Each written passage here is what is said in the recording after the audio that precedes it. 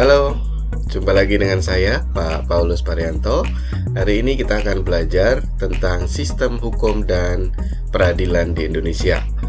Pelajaran ini terkhusus bagi peserta didik kelas 11 ya, kelas 11 IPA maupun IPS. Kita akan mendalami materi tentang sistem hukum dan peradilan di Indonesia. Nah, tujuan dari pembelajaran ini adalah sebagai berikut ya. Jadi diharapkan dari pembelajaran ini kalian nanti bisa mengetahui banyak hal tentang sistem hukum dan peradilan di Indonesia.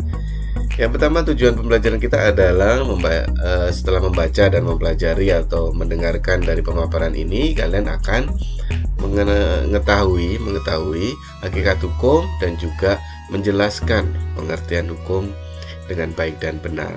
Nah, yang kedua adalah mengidentifikasi tentang peradilan yang ada di Indonesia ya. Nanti kalian bisa mencermati tugas, peran, dan fungsinya dari masing-masing lembaga peradilan yang ada di Indonesia.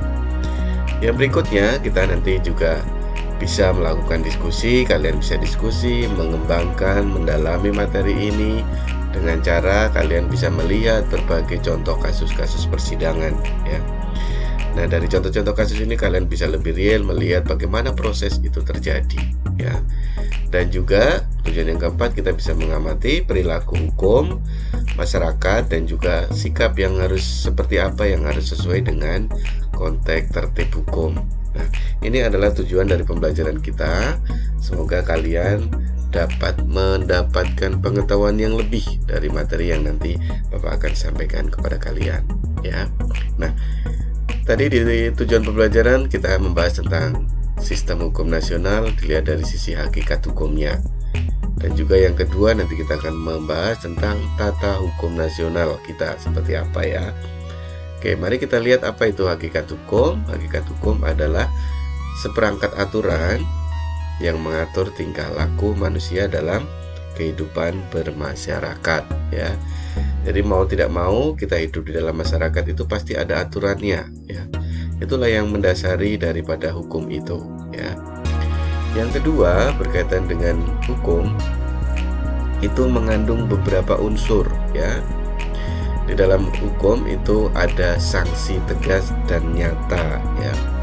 Jadi kalau dalam kehidupan sehari-hari ada yang jika orang melakukan pelanggaran nanti akan mendapatkan sanksi, baik sanksi secara hukum nasional maupun juga dari sanksi sosial yang ada di masyarakat itu sendiri. Yang berikutnya, hukum itu merupakan aturan tentang tingkah laku manusia ya. Jadi yang bisa diatur secara hukum itu hanya manusia ya. Oke, yang berikutnya adalah berisi perintah dan larangan ya. Jadi di dalam konteks hukum itu nanti ada yang berupa perintah dan juga ada apa saja hal-hal yang tidak boleh dilakukan atau merupakan larangan. Yang berikutnya dibuat oleh pihak dan lembaga yang berwenang.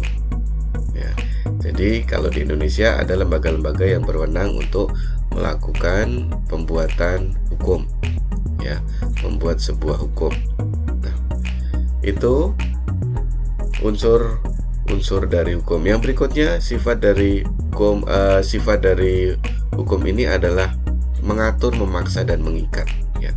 Mengatur itu yang bagaimana? Berarti itu bertujuan untuk mengatur pola hidup masyarakat. Memaksa berarti mau tidak mau kita harus tunduk kepada aturan tersebut ya. Dan mengikat artinya berlaku bagi seluruh warga negara di negara tersebut, atau kita melihatnya dari konteks Indonesia berarti bagi seluruh rakyat Indonesia ya.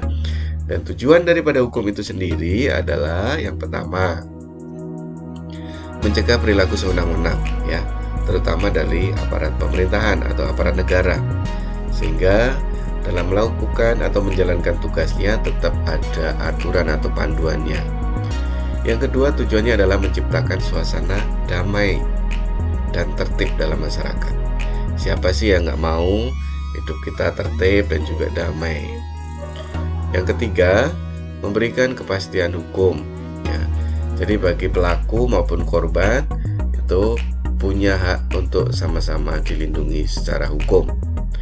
Dan yang berikutnya adalah melindungi kepentingan masyarakat ya. Jadi masyarakat itu jika punya suatu hak dan kewajiban di dalam masyarakat itu tetap terlindungi secara hukum. Yang berikutnya adalah penggolongan hukum, ya. Di Indonesia, hukum itu digolongkan ke dalam beberapa kelompok. Yang pertama berdasarkan sumbernya, berdasarkan tempat berlakunya, berdasarkan kekuatan berlakunya dan sifatnya, dan juga berdasarkan isinya, waktu berlaku, wujud, bentuknya, dan sampai dengan pada cara mempertahankan hukum itu sendiri, ya. Nah, kita lihat apa sih isinya dari masing-masing penggolongan tadi. Yang pertama berdasarkan sumbernya, ada undang-undang, ya. Jadi ini adalah aturan yang dibuat oleh lembaga resmi. Di Indonesia itu kerjasama antara lembaga eksekutif dan legislatif dalam membuat undang-undang. Yang kedua ada doktrin. Doktrin adalah pendapat para ahli terdahulu yang dijadikan sebagai dasar hukum. Yang ketiga ada berdasarkan traktat atau perjanjian antar negara. Ini menjadi dasar atau sumber hukum. Yang berikutnya adalah kebiasaan. Masyarakat Indonesia adalah masyarakat yang multikultur dengan berbagai macam adat istiadat. Nah, kebiasaan ini mengadopsi daripada hukum-hukum adat yang ada di Indonesia. Dan yang terakhir, berdasarkan sumbernya itu ada jurisprudensi. Jurisprudensi adalah keputusan hakim terdahulu yang dijadikan dasar dalam pengambilan keputusan dalam kasus yang sama pada periode berikutnya. Nah, ini adalah beberapa sumber hukum di Indonesia. Semoga kalian paham ya dengan beberapa hal ini. Yang berikutnya ada berdasarkan isinya, ya. Hukum privat dan hukum publik. Ya, kalau hukum privat itu berarti dari katanya saja sudah privat, ya, berarti menyangkut kepentingan antar warga negara. Ya, jika ada kerugian itu diajukan oleh warga negara itu sendiri, ya, atau pihak-pihak yang berkepentingan. Yang kedua adalah hukum publik. Hukum yang mengatur kepentingan publik dan kepentingan umum. Ini yang biasanya jika ada terjadi kasus itu langsung ditangani oleh pihak yang berwajib tanpa harus ada pengadu dari masyarakat itu sendiri, ya. Jadi langsung dilakukan penanganan oleh, ya, kalau yang menangani tentang penyelidikan, penangkapan itu dilakukan oleh aparat kepolisian, ya. Jadi sifatnya mengganggu ketertiban umum. Yang berikutnya tadi pembagiannya adalah berdasarkan bentuknya, ya. Hukum itu ada yang tertulis, ada yang tidak tertulis. Peraturan yang dapat kita rasakan namun kita tidak bisa. Peraturan yang dapat kita lihat dan kita rasakan serta kita ketahui. Maksudnya begitu, ya. Jadi hukum itu ada bentuk fisiknya, ya, seperti undang-undang itu kan tertulis, ya. Ada dinomorkan dalam lembaran negara nomor sekian. Itulah hukum tertulis. Yang berikutnya adalah hukum yang tidak tertulis. Ini adalah biasanya berkaitan dengan adat istiadat, norma yang ada di masyarakat, ya, yang diyakini kebaikannya, nilai-nilai kebaikannya di dalam kelompok masyarakat itu sendiri. Nah, yang berikutnya adalah berdasarkan cara mempertahankan, ya. Hukum material, hukum yang mengatur hubungan antara anggota dan masyarakat, ya. Tadi sudah disampaikan bahwa dalam kasus pelanggaran hukum pasti ada orang-orang atau pihak yang dirugikan dan juga tujuannya untuk menjaga ketertiban umum. Nah, di sini ada cara mempertahankannya, yaitu secara material dan formal. Untuk hukum formalnya sendiri adalah bagaimana cara mempertahankan dari hukum material, ya. Hukum yang sudah ada itu bagaimana caranya supaya bisa ditegakkan dengan baik. Makanya perlu ada hukum formal, pola-pola atau tata cara atau sistem untuk menegakkan dari hukum material itu sendiri, ya.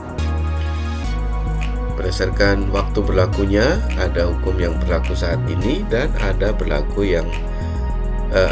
yang akan berlaku pada masa mendatang, atau istilah hukumnya adalah ius constitutum dan juga ada ius constituendum, ya, hukum yang sedang berlaku dan hukum yang akan ditetapkan pada masa yang akan datang. Artinya ketika hukum yang sudah berlaku sekarang ya berlaku untuk saat ini, tetapi akan ada kebijakan-kebijakan atau hal-hal yang perlu disiapkan untuk mendatang, ya. Jadi hukum itu dibuat untuk kepentingan mendatang, sehingga perlu ada dilakukan yang namanya hukum constituendum. Yang berikutnya kita akan lanjut pada tempat berlakunya, ya. Hukum nasional dan hukum internasional, ya. Dari kata nasional dan internasional sudah sangat mudah dipahami bahwa berlakunya adalah hanya di dalam internal negara itu sendiri, itu yang nasional, dan internasional berarti menyangkut hubungan antar negara atau dengan negara yang lain. Oke, itu berdasarkan tempat berlakunya, berdasarkan kekuatan berlakunya, bersifat memaksa, dan hukum yang bersifat mengatur. Aturan hukum yang dalam keadaan konkret menjadi prioritas untuk dilaksanakan, ya. Seperti saat masa pandemi ini, kita mau nggak mau dipaksa untuk stay di rumah, tidak melakukan kegiatan-kegiatan berkerumun, menggunakan masker, menjaga kebersihan. Itu mau tidak mau kita harus menjalankan hal itu. Kenapa? Karena ini berdampak bagi kepentingan umum. Yang kedua adalah hukum yang bersifat mengatur. Aturan yang dapat dikesampingkan para pihak yang bersangkutan. Artinya tingkat urgennya itu bisa ditunda, ya. Jadi tidak dipaksakan, ya. Berdasarkan wujudnya ada objektif, ada subjektif. Hukum yang lebih menekankan pada substansi hukum itu sendiri. Sedangkan hukum subjektif, hak dan kewajiban seseorang diperoleh berdasarkan hukum objektif yang berlaku. Karena setiap warga negara mempunyai hak hukum, maka substansi dari hukum itu sendiri adalah yang berlaku bagi setiap orang, ya. Dan subjektifnya adalah timbul karena adanya objektif tersebut, ya. Yang berikutnya adalah luas berlakunya, umum dan khusus, ya. Hukum secara umum adalah aturan yang dibuat oleh pihak yang berwenang, dan hukum secara khusus itu adalah dibuatannya berlaku untuk aspek atau golongan yang bersifat khusus, ya. Misalnya ada aturan yang bersifat umum itu menyeluruh bagi seluruh warga negara Indonesia, tetapi ada hukum khusus yang misalnya hanya mengatur kelompok-kelompok tertentu, seperti untuk kalangan militer, untuk kalangan pejabat negara, itu ada hal khusus yang mengaturnya. Itu makanya disebutnya luas berlakunya. Nah, yang kedua, kalau tadi hakikat hukumnya sudah, kita melihat dari sisi tata hukum nasional, ya. Lahirnya tata hukum nasional itu berangkat dari zaman, dari mulai penjajahan, ya, yang diawali dari masa penjajahan dari VOC, dari Belanda, yang masih banyak undang-undang kita juga mengadopsi dari produk-produk mereka, ya. Sedangkan yang kedua, tata urutan perundang-undangan nasional itu sudah ada, dan apa saja nanti kita akan bahas setelah bagaimana riwayat hukum itu muncul, ya. Lahirnya tata hukum Indonesia itu ada di dalam pembukaan NRI 1945 dan juga naskah proklamasi kemerdekaan. Di dalam pembukaan ini muncul tujuan negara dan juga cita-cita yang ingin dicapai oleh bangsa Indonesia. Makanya di situ muncul ada poin-poin yang ingin dicapai, terutama pada alinea yang keempat di dalam pembukaan NRI 1945. Di situ juga dalam naskah proklamasi merupakan wujud nyata bahwa bangsa Indonesia ingin berdiri atau mengolah negara Indonesianya berkembang dan mencapai tujuan nasional. Oke, demikian tadi itu pembahasan kita tentang bentuk-bentuk atau penggolongan dari hukum di Indonesia, ya. Semoga dari penjelasan-penjelasan yang tadi saya sampaikan itu memberikan wawasan yang baik untuk kalian, dan juga bisa mendalami lagi dari berbagai sumber yang dapat dipercaya sehingga mengembangkan kompetensi dan pengetahuan kalian terhadap sistem hukum dan peradilan di Indonesia. Untuk tata perundangan di Indonesia akan kita lanjutkan pada video berikutnya. Oke, demikian sekian dari saya. Terima kasih dan sampai jumpa. Salam sehat selalu.